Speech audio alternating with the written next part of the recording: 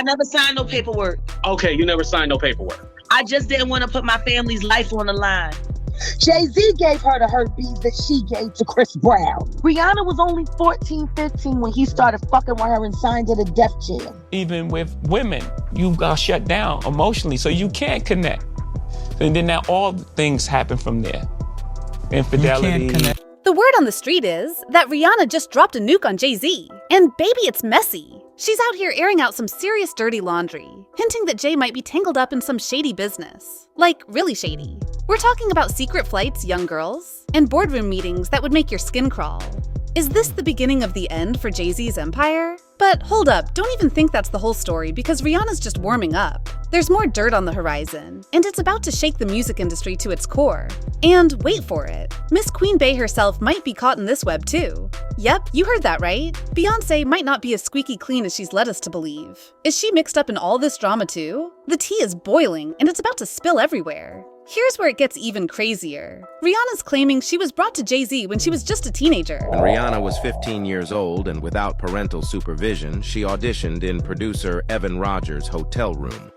Impressed by her beauty and talent, Rogers encouraged her to cut a demo.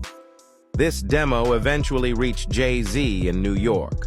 Subsequently, Rihanna, at age 16, was flown from Barbados to New York for a meeting with Jay-Z, which lasted from midnight until 3 a.m.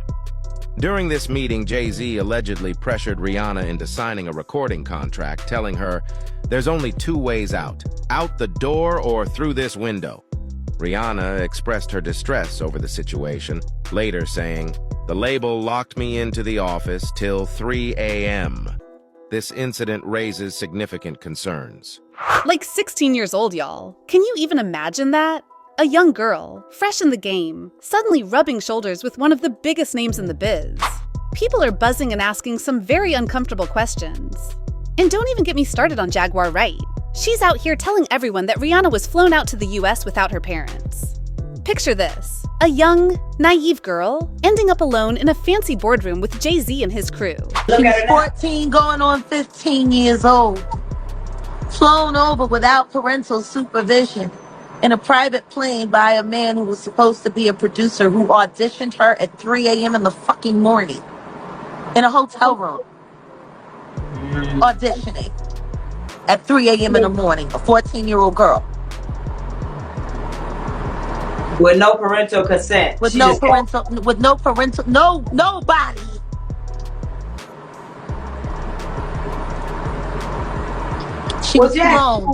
She was flown to another country. She was taken to Def Jam headquarters. She was left in a conference room alone with Sean Carter for nearly 6 hours alone with no parental supervision. Her father was flown up separately. She was 14 and a half, going on 15. She's about 16 when Pon the Replay came out, wasn't she? Her father collected a $500,000 check. She has the fastest inked deal in Def Jam history. How did they get Rihanna from Barbados to New York City? Quickly. They got her there quick. Like that.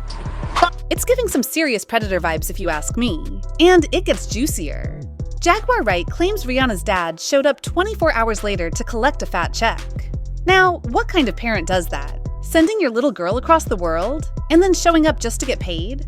It's making people wonder if Rihanna was set up by the very folks who were supposed to protect her. And let's not forget how Rihanna's first big hit, Pon de Replay, blew up when she was just 17, right around the time she signed with Jay's label, Def Jam. I mean, come on. A teenage girl gets discovered, flies to the US, meets Jay-Z, and suddenly has a record deal and a hit song? That's a lot of coincidences if you ask me. Now, Jaguar Wright wasn't holding back when she hinted that Rihanna might have been illegally brought into the US. She didn't deny it. She said it sure sounds that way, doesn't it? That's not just spilling tea, that's dumping the whole kettle. On a private plane. Yeah. Just told you, just said that.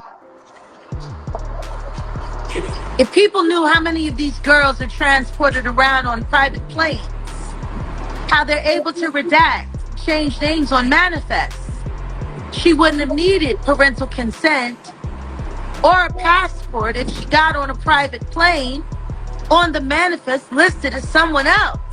They only worry about the body count. They're Not the not name. checking IDs at the tarmac. They're trusting whoever's bringing them on is doing everything above board.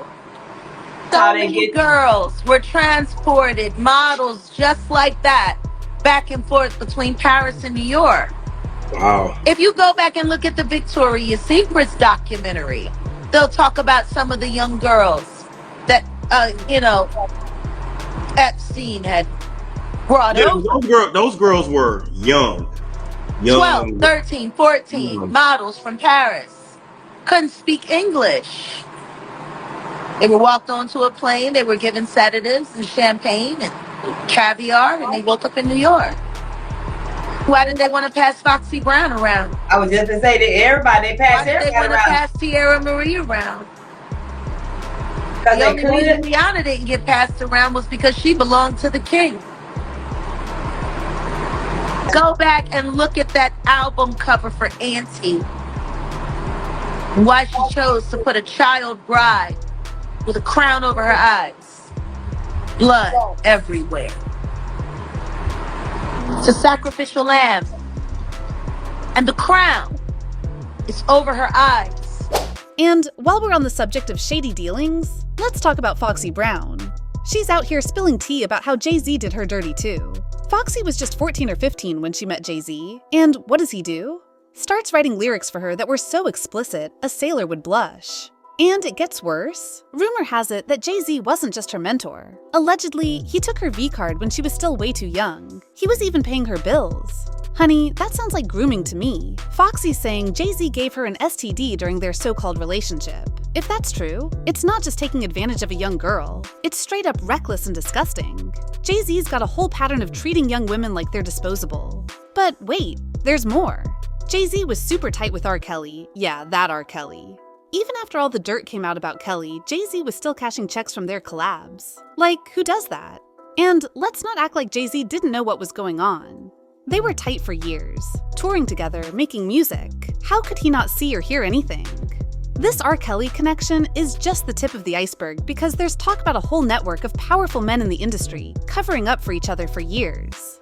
Jaguar Wright is even out here comparing Jay-Z to Harvey Weinstein. Like, can you believe that? And she says Jay-Z might be worse than Diddy. Now, that's a big accusation. And speaking of Beyonce, what does she know about all this? She's got this perfect image, but what if she's been covering up for Jay-Z all along? Remember that crazy elevator incident with Solange? Maybe Bey wasn't just a bystander. Maybe she's been part of the cover-up. Now, I'm not saying Beyonce is guilty of anything, but all this stuff is adding up to something pretty fishy. Maybe she's not as innocent as we all thought.